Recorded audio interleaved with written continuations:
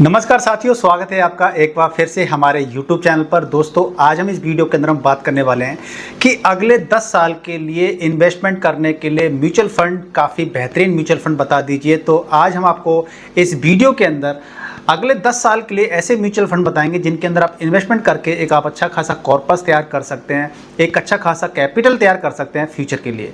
यानी कि वीडियो काफ़ी इन्फॉर्मेटिव होने वाला है। वीडियो को पूरा आखिर तक देखिएगा और वीडियो को जल्दी से लाइक कर दीजिए, शेयर कर दीजिए और चैनल पर यदि आप नए हैं तो चैनल को सब्सक्राइब जरूर कीजिएगा, क्योंकि आपको यहाँ पर फाइनेंस की नॉलेज मिलती है और फाइनेंस की नॉलेज हमारे जीवन के लिए बहुत ज़्यादा जरूरी होती है यदि आपको पैसे से पैसा बनाना है तो। चलिए दोस्तों, वीडियो को स्टार्ट करते हैं और सीखते हैं कि म्यूचुअल फंड में 10 साल का अगर हमें पोर्टफोलियो बनाना है, 10 साल के लिए अगर हमें पैसा इन्वेस्टमेंट करना है तो हमारा रिस्क, गोल और जो टाइम फ्रेम होता है वो क्या होना चाहिए। देखिए, टाइम फ्रेम की बात करें तो हमने जैसे ही बताया कि 10 साल के लिए म्यूचुअल फंड यानी कि अगले 10 साल के लिए, तो यानी 10 साल यानी कि एक अच्छा खासा सफिशिएंट टाइम होता है जिसके अंदर आप रिस्क भी ले सकते हैं।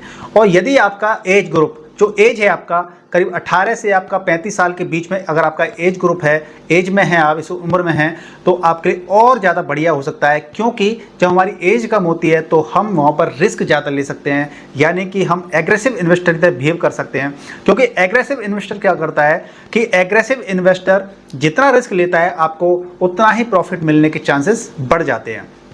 तो बेसिकली इसके अंदर क्या रहता है कि हम अगर पोर्टफोलियो बनाना चाहते हैं 10 साल के लिए, ऐसे म्यूचुअल फंड चाहते हैं जिनके अंदर इन्वेस्टमेंट हम करके एक अच्छा खासा कॉर्पस तैयार कर रहे हैं। तो देखिए, टाइम फ्रेम की बात तो हो गई हमारी कि चलो टाइम फ्रेम भी हमारे पास अच्छा खासा है। अब रिस्क का क्या होता है कि जब हमारा टाइम फ्रेम भी ज़्यादा होता है तो हमारा रिस्क जो एपेटाइट होता है ना, वो भी हमारा काफ़ी कम हो जाता है। मान लीजिए रिस्क लेने की क्षमता मेरी ज़्यादा है लेकिन टाइम फ्रेम भी ज़्यादा है, तो मेरा वहाँ पर रिस्क भी कम हो जाता है। इस प्रकार से क्या रहता है कि टाइम और रिस्क हमारा चलो कम हो गया।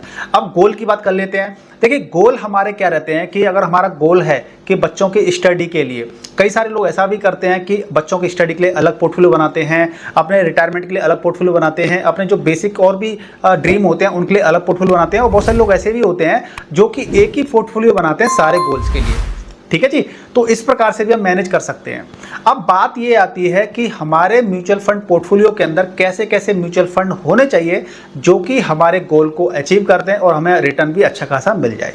ठीक है जी। अब इसके अंदर दो तरह की कैटेगरी आती है कि आप रिस्क ज़्यादा लेते हैं या फिर रिस्क कम लेते हैं। एक होता है कि आपकी एज कम है ना, 35 साल से अंडर में 35 साल के अंदर है, तो यानी कि आप ज़्यादा रिस्क ले सकते हैं। आप उस पैसे को ज़्यादा कंपाउंडिंग के लिए समय के लिए छोड़ सकते हैं, 10 साल के अलावा और ज़्यादा समय के लिए भी छोड़ सकते हैं आप। और एक होता है कि आपकी एज 45 साल है, 50 साल है, तो वहाँ पे हमारा रिस्क लेने की क्षमता थोड़ी सी कम हो जाती है, क्योंकि वहाँ पर हमारा पैसा, कहते हैं ना कि हमारा कंपाउंडिंग के लिए समय हमारे पास कम होता है। यानी कि कंपाउंडिंग के लिए हमें समय होता है, तो वो एक कहते हैं कि मान लीजिए अगर हमारा जब हमारी एज बढ़ती चली जाती है तो हमारी अर्निंग की जो कैपेसिटी होती है वो भी कम होती चली जाती है, तो हमें इसका भी ध्यान देना चाहिए। तो इस प्रकार से हम क्या करते हैं कि जब मान लीजिए एग्रेसिव इन्वेस्टर की बात कर लेते हैं या फिर एक कंजर्वेटिव इन्वेस्टर की बात कर लेते हैं, तो वहाँ पर रिस्क का फैक्टर आ जाता है कि भैया रिस्क हमें कहाँ पे ज़्यादा लेना है, कहाँ पर कम लेना है। अगर हम एग्रेसिव इन्वेस्टर की बात करें तो हमारा ये रहता है कि मान लीजिए मुझे अगर 100 रुपीज़ इन्वेस्ट करने हैं, 100 रुपीज़ एग्जाम्पल के तौर पर लिखने का प्रयास कर रहा हूँ कि मुझे 100 रुपीज़ इन्वेस्टमेंट करने हैं, तो मैं उसका 50 to 60% पैसा कहाँ पे डाल सकता हूँ, मैं वहाँ पे आपका मिड कैप और स्मॉल कैप और मिड कैप के अंदर डाल सकता हूँ, जहाँ से क्या होगा, मुझे ज़्यादा रिटर्न मिलने की संभावना मिल सकती है। देखिए, मार्केट है, मार्केट को कोई नहीं जानता है फ्यूचर में क्या होगा क्या नहीं होगा, कोई नहीं जानता है। लेकिन जब हम विकसित राष्ट्र बनेंगे, हमारी जो इकोनॉमी जिस प्रकार से दौड़ रही है, अगर इसी प्रकार से सारा कुछ चलता रहा तो हमें अच्छे रिटर्न भी मिल सकते हैं। ठीक है, ऐसी कोई दोहराए वाली बात नहीं है, हमें रिटर्न भी अच्छे मिल सकते हैं। और पिछले अगर पास्ट की डेटा की बात करें, 15-20 साल 30 साल की डेटा की बात करेंगे, तो हमें ऐसे रिटर्न मिले भी हैं जहाँ पर हमें म्यूचुअल फंड के अंदर काफ़ी अच्छे रिटर्न मिले हैं। तो हमने क्या बोला आपसे कि 100 रुपीज़ अगर आपको XYZ आपको इन्वेस्टमेंट करने हैं तो आप 50 to 60% पैसा आप कहाँ डाल सकते हैं, स्मॉल कैप और मिड कैप में डाल सकते हैं। ठीक है, बाकी का बचा हुआ पैसा आप कहाँ डाल सकते हैं, लार्ज कैप में डाल सकते हैं, इंडेक्स फंड में डाल सकते हैं, फ्लेक्सी कैप फंड में डाल सकते हैं। अब जो भी मैं आपको म्यूचुअल फंड जो बताऊंगा मैं इस वीडियो के अंदर, वो आपके एजुकेशन पर्पज़ के लिए है। आप कभी भी अगर पैसा इन्वेस्टमेंट करते हैं तो किसी भी रजिस्टर्ड जो फाइनेंशियल एडवाइजर होते हैं आपको उनसे कंसल्ट जरूर करना चाहिए। ठीक है, और आप खुद से भी खुद को एजुकेट करके भी आप अच्छा खासा इन्वेस्टमेंट करना स्टार्ट कर सकते हैं। जरूरी नहीं है कि किसी ने बोल दिया और आपने इन्वेस्टमेंट कर दिया। आपका पैसा है, आपका डिसीजन होना चाहिए और आपको लर्निंग करनी चाहिए। लर्निंग आप जितना अच्छा कर लेंगे, आप अपना कैपिटल अपना उतना अच्छा बना सकते हैं और अपने रिस्क को कम भी कर सकते हैं। ठीक है जी। तो देखिए, जैसा कि मैंने बोला कि 50 to 60% पैसा हम कहाँ डाल सकते हैं, स्मॉल कैप और मिड कैप में डाल सकते हैं। तो स्मॉल कैप में आप निप्पॉन इंडिया का स्मॉल कैप है, आप उसको कंसीडर कर सकते हो। एसबीआई का स्मॉल कैप है, आप इसको कंसीडर कर सकते हो। एचडीएफसी का स्मॉल कैप है, इसको कंसीडर कर सकते हो।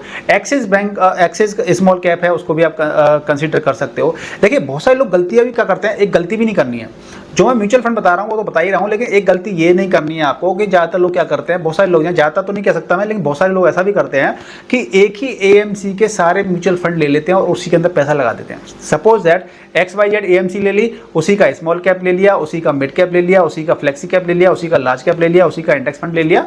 तो इस प्रकार से भी हमें गलती नहीं करनी है। देखिए भविष्य में पता क्या हो जाए, उस एएमसी के साथ कोई घोटाला हो जाए, कोई बात हो जाए, तो हमें सारा पैसा भी हमें एक ही एएमसी के म्यूचुअल फंड में पैसा नहीं डालना चाहिए, हमें अलग अलग एएमसीज को भी प्रेफर करना चाहिए। तो मैंने आपको बताया स्मॉल कैप के फंड बताए। अब मिड कैप की हम बात कर लेते हैं। तो देखिए मिड कैप के अंदर आपका एचडीएफसी स्मॉल कैप हो सकता है, एसबीआई का मैग्नम जिसको आजकल एसबीआई मिड कैप फंड बोलते हैं, मोतीलाल ओसवाल का मिड कैप फंड है, आप इसको भी कंसीडर कर सकते हैं। ठीक है, अगर हम लार्ज कैप की बात कर लेते हैं तो स्मॉल कैप मिड कैप में तो आपका 50 to 60% पैसा हो गया। अगर आप एग्रेसिव इन्वेस्टर हैं, आप रिस्क लेना आपको पसंद है, ठीक है ना, तो ये हो गया। लार्ज कैप की बात कर लेते हैं तो लार्ज कैप में एसबीआई का ब्लू चिप फंड है या एसबीआई का कॉन्ट्रा फंड है, आप इसको कंसीडर कर सकते हैं। इसके अलावा निप्पॉन इंडिया का large and mid cap fund है, आप इसको कंसीडर कर सकते हैं। तो इस प्रकार से आप इनको कंसीडर करके आप इनके अंदर पैसा लगा सकते हैं। साथ में अगर हम फ्लेक्सी कैप की बात कर लेते हैं तो फ्लेक्सी कैप में आपका आ जाता है पराग पारिक फ्लेक्सी कैप फंड है। इसके अंदर हाइब्रिड कंपोनेंट है ये, इसके अंदर डेट कंपोनेंट भी आ जाता है, यानी कि इक्विटी प्लस डेट, यानी कि ये सेफ फंड हो जाता है। और इसने जब अभी जब मार्केट में गिरावट आई थी ना, तो इसमें सबसे कम गिरावट देखने को मिली थी। तो इस प्रकार से आप इसको भी कंसीडर कर सकते हैं। फ्लेक्सी कैप में क्या रहता है कि मार्केट की सिचुएशन के हिसाब से क्या होता है कि इसके अंदर कम ज़्यादा होता रहता है, क्योंकि देखिए mid cap, small cap, mid cap, large cap companies होती हैं। तो मार्केट कंडीशन अगर ठीक नहीं चल रही है तो स्मॉल कैप से पैसा निकाल के लार्ज कैप में, मिड कैप में ट्रांसफर कर दिया जाता है। अगर कंडीशन अच्छी चल रही है, मार्केट कंडीशन अच्छी चल रही है, तो लार्ज कैप से पैसा निकाल के स्मॉल कैप में डाल दिया जाता है, जिससे कि हमें रिटर्न अच्छे मिले। और जब मार्केट खराब होता है तो वहाँ पर रिस्क हमारा लॉस कम हो, इसलिए ये फ्लेक्सिबिलिटी इसके अंदर रहती है। तो इस प्रकार से आप इनको कंसीडर कर सकते हैं। इंडेक्स फंड की बात करें तो देखिए इंडेक्स फंड क्या रहता है कि इंडेक्सेस के ऊपर होता है, यानी निफ्टी 50 है, यानी देश का जो निफ्टी 50 है ना, उसके ऊपर इंडेक्स बना दिया जाता है, तो उसके अंदर आप पैसा लगा सकते हैं। निफ्टी नेक्स्ट 50 होता है, 250 स्मॉल कैप 250 इंडेक्स है आपका, मिड कैप 150 इंडेक्स है आपका। तो यहाँ पे आप इंडेक्स फंड में ही पैसा लगा करके आप क्या कर सकते हैं, आप अपने जो रिस्क है उसको कम कर सकते हैं। यानी जो इंडेक्स फंड होते हैं ना, ये ज़्यादा सब सेफ फंड बोले जाते हैं, क्योंकि ये इंडेक्स यानी टॉप कंपनीज के अंदर पैसा लगता है। निफ्टी 50 यानी देश की टॉप 50 कंपनीज, मिड कैप 150 यानी कि मिड कैप लेवल की जो 150 कंपनियां होती हैं, बेस्ट कंपनियां, उनके अंदर पैसा लगता है। तो इस प्रकार से हमारा यहाँ पर रिस्क कम हो जाता है, लेकिन रिटर्न भी कम होता है। जहाँ पर रिस्क आपको कम देखने को मिल रहा है वहाँ पे आपको रिटर्न कम मिलेगा, जहाँ पे आपको रिस्क ज़्यादा देखने को मिल रहा है वहाँ पे आपको रिटर्न भी आपको ज़्यादा मिल सकता है। तो ये फंडा होता है, ये काम करता है। तो ये एग्रेसिव वाला हो गया। अब जो भी मैंने फंड आपको बताए हैं, अगर आप कंजर्वेटिव इन्वेस्टर हैं, यानी कि आप रिस्क ज़्यादा नहीं लेना चाहते हैं, ठीक है, आप ज़्यादा रिस्क नहीं लेना चाहते हैं, तो आप अपना फ्लेक्सी कैप, इंडेक्स फंड और लार्ज कैप अपना 50 to 60% पैसा आप यहाँ पे डालिए, बाकी का बचा हुआ पैसा आप स्मॉल कैप और मिड कैप के अंदर डाल सकते हैं। तो ये जो परसेंटेज का रेशियो है ना, आपके रिस्क के हिसाब से, आज के आपके रिस्क फैक्टर के हिसाब से, आपके टाइम ड्यूरेशन के हिसाब से आप क्या कर सकते हैं, अपना इन्वेस्टमेंट कर सकते हैं। बहुत से लोग कहते हैं कि क्या हम इन 10 साल के लिए जो पैसा, जो मैंने म्यूचुअल फंड बताए हैं, हमें 10 साल के लिए लगाना है पैसा, तो क्या हम 15 साल के लिए नहीं लगा सकते? 15 साल के लिए क्या दूसरे म्यूचुअल फंड है? नहीं दोस्तों, आप 15 साल के भी अगर इन्वेस्टमेंट करना चाहते हैं तो आप इन्हीं को भी आप चूज कर सकते हैं। लेकिन अगर आप बोले हैं कि 2 साल के लिए मुझे इन्वेस्टमेंट करना है, तो क्या मैं इनके अंदर नहीं लगा सकता हूं? लगा सकते हो, लेकिन शॉर्ट टर्म में हमेशा आपका रिस्क काफी ज्यादा बढ़ जाता है, यानी कि रिस्क आपका कई गुना बढ़ जाता है। तो इस प्रकार से आपको शॉर्ट टर्म के बारे में नहीं सोचना ज्यादा, आप हमेशा लॉन्ग टर्म लेके चलते हैं एक अच्छे प्रोडक्ट के अंदर, एक अच्छे म्यूचुअल फंड के अंदर, एक अच्छे स्टॉक के अंदर, तो आप डेफिनेटली आप प्रॉफिट बना सकते हो मार्केट से। बाकी का मैंने आपको बताया कि ये वीडियो एजुकेशन पर्पज के लिए था। आप अपनी क्वेरीज, आपकी कोई भी आपकी क्वेरी है, आपका कोई प्रश्न है, तो आप मुझसे पूछ सकते हैं कमेंट करके। वीडियो को लाइक कीजिए, शेयर कर दीजिए इसको फ्रेंड सर्कल में, जिससे कि वो भी जानकारी हासिल कर सकें जो इन्वेस्टमेंट करना चाहते हैं। और आप फाइनेंस की नॉलेज चाहते हैं हमसे लगातार, तो चैनल को सब्सक्राइब कर लीजिए। मिलते हैं नेक्स्ट वीडियो में, तब तक के लिए अपना विशेष ख्याल रखेगा और फाइनेंस की नॉलेज सीखते रहिए। जय हिंद।